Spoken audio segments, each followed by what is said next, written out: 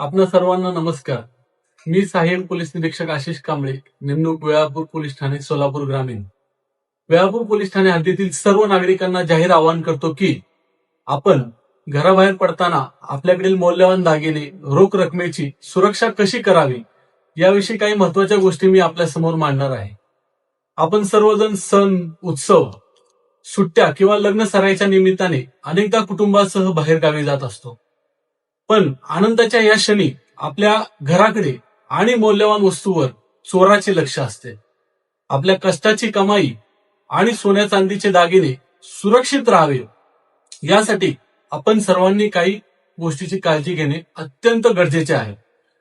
गावाला जाताना घरातील दागिने आणि जादाची रोख रक्कम घरात किंवा उघड्यावर किंवा कपाटात अजिबात ठेवू नका.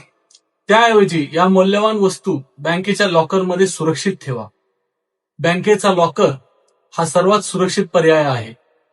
घराला कुलूप लावल्यानंतर आपल्या शेजाऱ्यांना किंवा जवळच्या नातेवाईकांना आपण किती दिवसासाठी जात आहे याची कल्पना द्या. घरातील लाईट्स आणि टीव्ही सतत चालू ठेवू नका, परंतु सोसायटीमध्ये घराबाहेर एखादा लाईट चालू ठेवा. घरात कुणीतरी असल्याची जाणीव करून द्या.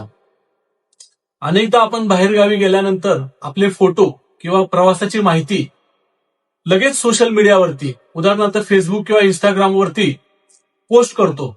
असे करणे टाळा, कारण यामुळे चोरांना आपले घर बंद असल्याची माहिती मिळते.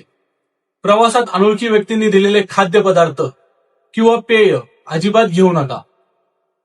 जर तुम्ही महिला किंवा एकटे प्रवास करत असाल तर सुरक्षेसाठी नेहमी पेपर स्प्रे आणि महत्वाच्या पोलिसांचे संपर्क क्रमांक सोबत ठेवा.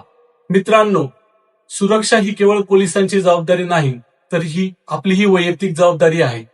सावध राहा, सुरक्षित राहा. आपला प्रवास आणि सुट्ट्यांचा काळ आनंददायी, सुखरूप जावो यासाठी सदिच्छा देतो. धन्यवाद. जय हिंद, जय महाराष्ट्र.